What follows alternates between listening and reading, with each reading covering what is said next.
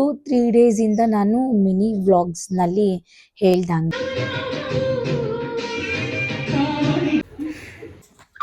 Please disturb ಮಾಡಬೇಡ.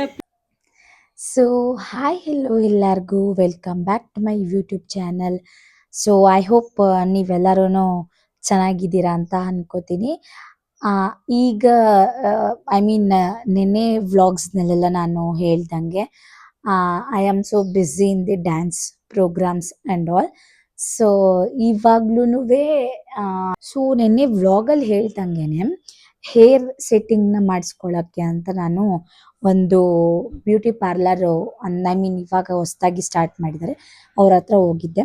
So ನನಗೆ ಚೆನ್ನಾಗಿ ಅನಿಸ್ತು ನೋಡಿ, ನೀಟಾಗಿ ಹೇರ್ ಸೆಟ್ ಮಾಡಿದ್ದಾರೆ,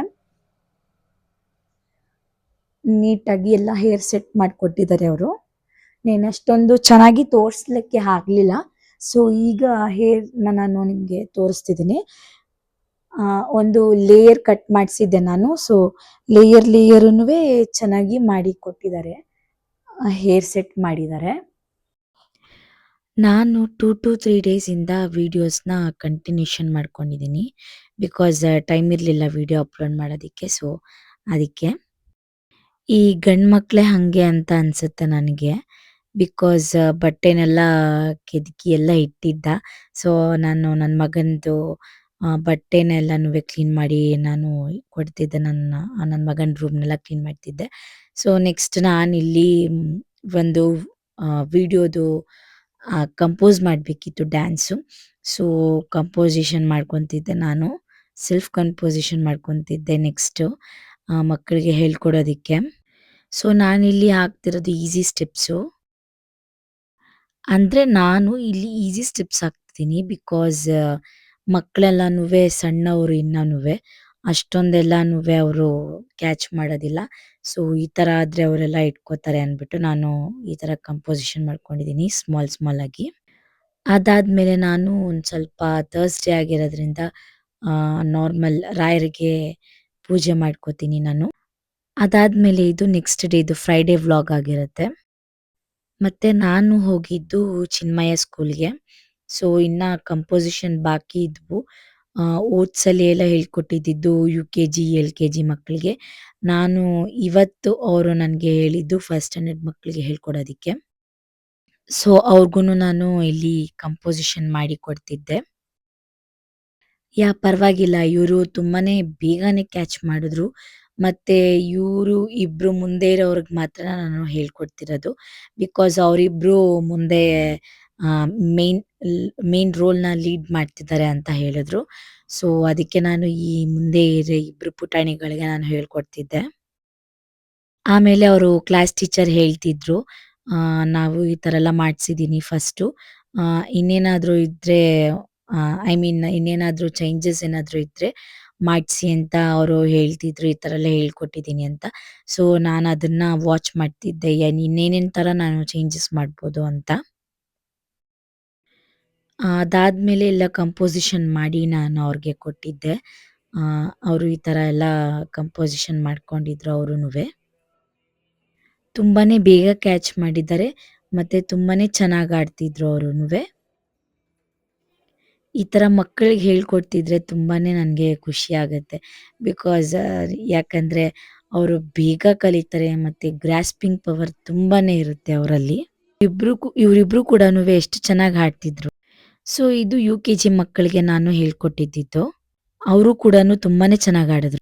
ಅದಾದಮೇಲೆ ನಾನು ಮನೆಗೆ ಬಂದ ಮೇಲೆ ನೋಡಿದ್ರೆ ನನ್ನ ಮಗ ಅವರೆಕಾಯಿನ ಎಷ್ಟು ನೀಟಾಗಿ ಈ ಥರ ಓಪನ್ ಮಾಡಿ ಅವನು ಕಾಳನ್ನ ಇದು ಮಾಡ್ತಿದ್ದ.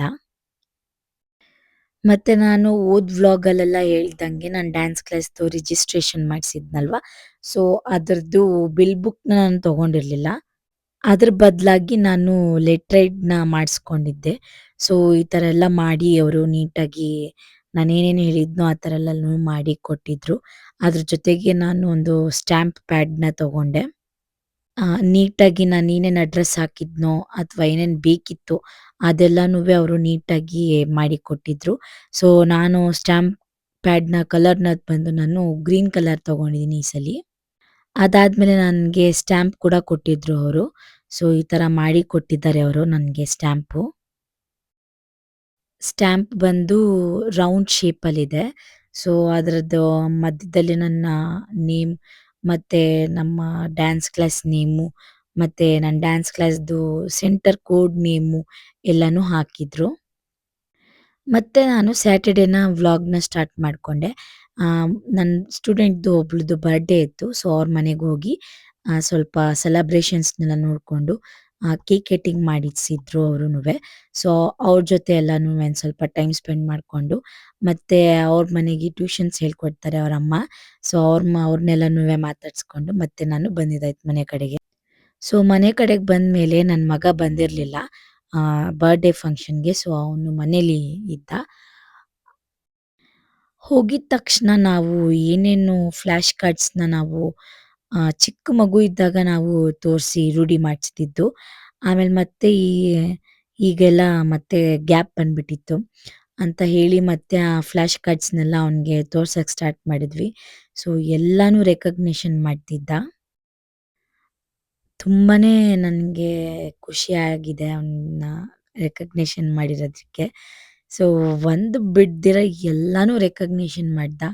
ಕಲರ್ಸ್ ಆಗಿರ್ಬೋದು, ಫ್ಲಾಶ್ ಕಾರ್ಡ್ಸ್‌ದು, ನಾನ್ ತೋರಿಸ್ತಿರೋದು ಪಿಕ್ಚರ್ಸ್ ಆಗಿರ್ಬೋದು, ಅವನು ಎಲ್ಲೆಲ್ಲಿ ಹಾಕೋತಾರೆ, ಏನೇನ್ ಮಾಡ್ತಾರೆ ಅದು ಏನ್ ಯೂಸು ಅದೆಲ್ಲಾನು ಚೆನ್ನಾಗಿ ಅವನು ಹೇಳ್ತಿದ್ದ, ರೆಕಗ್ನಿಷನ್ ಮಾಡ್ತಿದ್ದ. ಅವನೇನೇನು ಹೇಳಿದಾನೆ ಅನ್ನೋದನ್ನ ನಾನು ನೆಕ್ಸ್ಟ್ ವಿಡಿಯೋ ಅದನ್ನ ಅಪ್‌ಲೋಡ್ ಮಾಡ್ತೀನಿ. ನೆಕ್ಸ್ಟ್ ನಾನು ಇವತ್ತಿನ ವ್ಲಾಗ್‌ನ ಕಂಟಿನ್ಯೂಷನ್ ಮಾಡ್ಕೊಂತಿದ್ದೀನಿ. ಇವತ್ತು ಪಲ್ಸ್ ಪೋಲಿಯೋ ಹಾಕ್ತಾರೆ ಅಂತ ಹೇಳಿದ್ರು.